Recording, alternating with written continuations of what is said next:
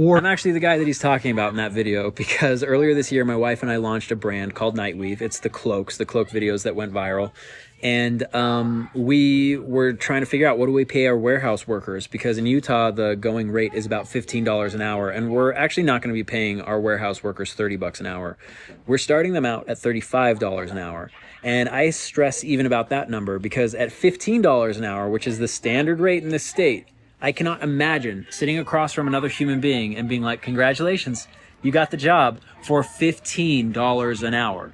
You can't live on that. Like, if you have a house, or if you have a kid, or if you have both, you cannot survive on $15 an hour. Like, it's just impossible. And I'm a firm believer that if you treat people like people, they will stick with you. Like, we want our business to be a good place for people to work, and not because of pizza parties or because we gave people a mint at the end of the year, even though we beat record profits. Like, you gotta pay people. Like, if you're making bread, you gotta break it up and share it with the people who helped you make it. And treating people like people has been the right move with this brand from the very beginning, because when we launched, there was so much demand for these things that we had this supply chain issue that put us behind on orders for almost 10 weeks for some people. Like, there are people out there that ordered a cloak who are still waiting to get theirs. And we were like, well, do we tell people? Because this could ruin the business. Like, what if everybody cancels their order? And we decided, like, there's no way we can't be transparent with our customers. So I told everybody, like, here's the situation. We have the supply chain backup. If you stick with us, we're going to stuff your box full of extras. And almost nobody canceled their order. Everybody was like, we've never had a business like communicate with us like this before. There's this incredible community growing around this like brand that is brand new. And we have orders resuming tomorrow, thank heaven, because this has been the biggest stress, to be behind on orders. Like, we wanted people to get these right away, and they're waiting 2 months. But we just communicated with people, and we told them what was happening, and people were amazing about it. And people didn't cancel their orders, and so we have the money to be able to pay our warehouse workers and everybody else that's on staff like a livable wage. At least we hope that it is, because ideally, we want to pay these people more than $35 an hour, because that's still not a lot in our state. Like, it's expensive here because there's venture capitalist firms buying up all the properties, and the price of everything just keeps going up. And the thing is, I just feel like we're in this environment in the United States where it's kind of the norm to nickel and dime customers and treat employees poorly. And if you do that long enough, you become Chipotle, where nobody likes you and everybody is just piling onto the trend of throwing shade and boycotting. And that's what happens to brands and businesses that forget that the two groups of people that make the whole thing work is the customer and the person who's working to make sure that that customer has a great experience. And at a certain point, that can't be the founders. Like, I can't do everything myself. I got to hire that out. And if those people aren't paid well, they're not going to be loyal. Why would you be? So yeah, that guy that I stitched, his name's Chris Knutson. He's a business consultant. We were having a conversation about this, and I was like, 15 seems stupidly low. I'm not going to do that. And we had this conversation. I was like, you should post that on your TikTok because it's an interesting topic. I'll stitch it. So those are my thoughts. If you're waiting for a cloak, they are going out tomorrow. Not all of them, because there's a lot of them sitting in our warehouse. But they are resuming tomorrow. So thankfully, oh my gosh, I'm so happy. The relief that I feel that those are ready to go, I cannot describe. You guys are going to love them. And thank you all, the people that placed an order, for sticking around with us. We're going to take care of you, not just with this order, but with future orders. You know what I mean? If you're one of those customers, because we've been in contact with you. And if you've been thinking about getting a cloak, you should buy one. Bye. Can we just have a moment of silence? This bag cost me $77. This teeny tiny bag of groceries. I'm going to show you what's in it. Not even that exciting. We got a little treat for dessert. I got some washing powder. We got some dips to go with our dinner tonight. I'm making a slow cooker meal. Got these two to go with our burritos for dinner. I got breakfast for the next couple of days, which is going to be salmon bagels. some cookie dough because it was half price, and a new slick stick from MCO Beauty. I love these. I literally run out of them all the time because they slick my hair back. That's it. It cost me $77. I don't understand. Are you kidding? When your cheese is see-through, I think it's gotten a little too thin. So this is what we call skimflation. Look at this, 650 milliliters down to 600 milliliters. And they're doing like a rebranding change in how it looks so that they can give you less. It's a disguise. It's like when someone's stealing from you and then they quickly change their clothes. You know, like in those spy movies where they put on a different hat and they like grab a hoodie and so then they look like a different person. Classico. Like that. This brand of granola has now changed sizes. They could only find one package when they were looking for this that was the old size. And so it is 2 different flavors, but all of the flavors have changed now to this lower size. And there was just one package in one flavor that was left in the old size. 340 grams down to 227 grams. Like, what? The value pack of Glade was 8.3 ounces. Now it's down to 8 ounces. This is the exact same flavor, clean linen, clean linen. You notice there's always a change in packaging when you have these size changes. There's always something different to make you think, oh, look, it's new and improved. Oh, wait. No, it's not. They're just skimping out and giving us less and charging us the same or more. You know, at some point, these containers are, they're just not gonna have any room for stuff to go in the top anymore because there's just gonna be so much of a thing in the bottom. Listen, I'm telling y'all now, don't support none of these mayoral candidates who's not supporting labor. We gotta figure out, first, how can workers in New York City live comfortably in the city? Right now, a lot of us work in a city in which we can't afford to live. We see all these apartment buildings going up, 1 bedroom, $5,000 a month. Who's making that type of money?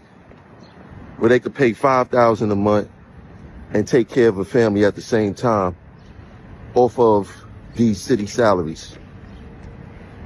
It doesn't work. None of these mayoral candidates is putting labor first, putting the working class first, putting the middle class first. What are they plans? What are they plans? Right? Now, I'm gonna keep saying this. Cuomo, I would say, is the man in the race, right? But he gave us tier 6. And he refused to fix it before he left. And I didn't expect for him to fix it because he gave it to us. But when it comes to all these other mayoral candidates, what are their plans for the workers of New York City? How can we get cost of living allowances? How can we get bigger raises to actually keep up with inflation, to keep up with the things that's really happening out here, like these skyrocketing rents, groceries going up? To take care of our kids is more expensive nowadays, right? What are they doing to do that? If they not putting labor first, we can't even look their way. I would like to know, to all the candidates in New York City, tag them in this video. What are y'all doing to put labor first beyond words? What have you done in the past to run on and say that you did for labor? And what you plan on doing for mayor? All of this, oh, you know, I'm doing this for the homeless. Prevent the working class from being homeless, because that's what's happening in New York City Transit with their crazy practices. What are your plans for the middle class and the working class? Let us know. So we keep hearing inflation is down, but we're also hearing from the public that prices are not, that it's still super expensive at the grocery store. Second time I make this because they muted it the first time.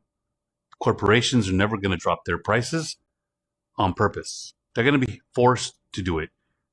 So it took 4 years of inflation from the previous administration for them to get the prices this high. Do you think they're going to just openly just bring them down? They're not, unless they're forced to. When we vote with our dollars, things change. Perfect example, the airline industry. I'm in Texas. I'm in the middle of the country. I can fly anywhere for about $100. Airlines are struggling because nobody's spending their money. Everybody's choosing not to travel. A lot of people can't afford to travel. Another perfect example, the car business, tariffs. And what did they all do? They announced that they're going to either absorb tariffs or give you employee pricing, not raise their prices. But they're not also dropping their prices. It took all this time to get their prices this high. They're not going to openly let them down unless they're forced to. That's why voting with your dollars is so important. It's the only way to bring prices back down. Do you guys feel like boomers are just so out of touch these days, you know? My parents, they sent me a fucking email saying, oh, can you make it over to Queenstown? We've got this accommodation. Yeah, I've got $5,000 just laying around to go skiing. You do realise these motherfuckers brought a house for $100,000. Meanwhile, I'm in $400,000 of debt. Do they understand that? No, they fucking don't, okay? They'll never be on the same interest rates that I'm paying, and they've never had a student loan in their life. I just saw a video of a woman who unalived herself because her mortgage payments went up by £600. £600. That is the kind of pressure that people are being put under in this country. And that is why I have no desire to own any kind of property in this dirty, stinking UK. Once upon a time, I was saving for a mortgage in this country. I wanted to have a home here and be able to travel the world. So now I want to use that money to live in another country because as far as I'm concerned, yes, the UK is my home because I was born here. But apart from that, this country is not for me. It's not for us. It's just really not for me anymore because people are too focused on the wrong things in this country. But anyway, my heart goes out to that poor woman's family and to anyone that may be watching this that is struggling. Please know that's not the answer. There is help and support for you out there, so please speak to someone. Please.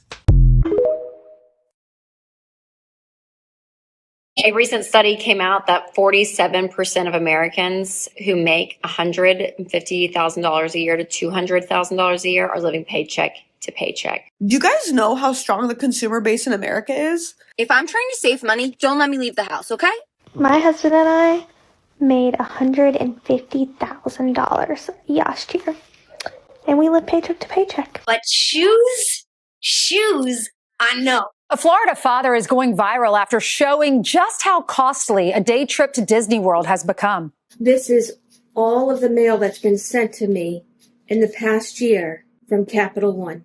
I've never applied for a Capital One card. I've never responded to any of this mail. A recent study came out that 47% of Americans who make $150,000 a year to $200,000 a year are living paycheck to paycheck. Now, some of you are thinking, how in the crap does that happen? If I was making $200,000, I would be fine. And it just proves the point, you guys, that so much of personal finance, it's your behavior, it's your habits. I mean, lifestyle creep, it's a real thing. When you're used to living at 100 grand and then you make 120, you get used to that. And then you get used to 140 and it keeps going up. Regardless of how much money you make, your habits really do form around your income. And so that's why you have to be so careful. So don't always have hope that just because my income goes up, I'm going to be okay. Because the truth is, if you have bad habits and you make more money, you're just going to make bigger and bigger mistakes. But if you have great money habits and you make more income, then that's a blessing because it's going to be used to your advantage. My husband and I made $150,000 last year, and we live paycheck to paycheck. Let's talk about it. I never thought that I had a problem or that I needed to learn to budget until I realized that we spent $150,000 last year and I have nothing to show for it. I mean, I have a house, I have a car, I have all those things, but they're not $150,000 worth. So where did the money go? I spent it. That's where the money went. And that was what I wanted to change. That's why I did a low buy year. That's why I'm budgeting as hardcore I am. I use 3 different spreadsheets to budget, and that might seem insane, but that's what I need to do in order to have it all managed. I need to look at my money. I need to stare at it. I need to think about it. It needs to be on the front of my mind, because if I passively use it, then I'm not paying attention and I spend it all. And that's the truth. If I'm trying to save money, don't let me leave the house, okay? I literally left the house for a spin class this morning, which costs money, but technically it's in my ClassPass membership, so I already paid for that, so it's not free, but kind of free. Forgot my water bottle. Had to buy a $3 water bottle at the spin class, because if not, I would have died. $3 already. Went to Trader Joe's for flowers, okay? Because I'm having people over today for the golf tournament. Not my idea, my fiance's idea. ended up spending $139 on groceries. So that's fine. Necessity. We're going to eat it, obviously. Then I was like, oh, let me go to Ulta because my hairdresser recommended a lip liner. Do I need another lip liner? Absolutely not. Went in, couldn't even find the lip liner. And I left with $100 worth of stuff that I didn't need. So I already spent like $400 today.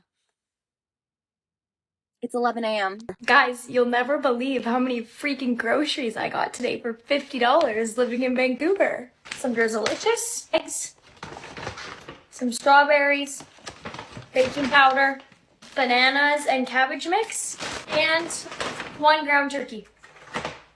All of this, $52. $52. Living in Vancouver is so great. So great. When it comes to buying your groceries, it's no secret Canadians are really paying up. Now, a lot of us buy the same groceries, but depending on where you live, those same products might cost you more. Angel Lavoie recently moved from Toronto to Vancouver. $90 to $100 on groceries, maybe a week, depending on, if I'm trying to eat healthier. Whereas I could get away with like $60, $70 on pretty much the same items in Toronto. We wanted to see just how big those differences might be and why. So we picked 3 well-known national grocery stores: Walmart, Superstore, and No Frills, and compared the same products between Ontario and BC. For example, at Superstore, this chicken, the exact same item, costs $3 more in BC. Bell peppers, $2.59 more, and naan, a flyer item, $2 more.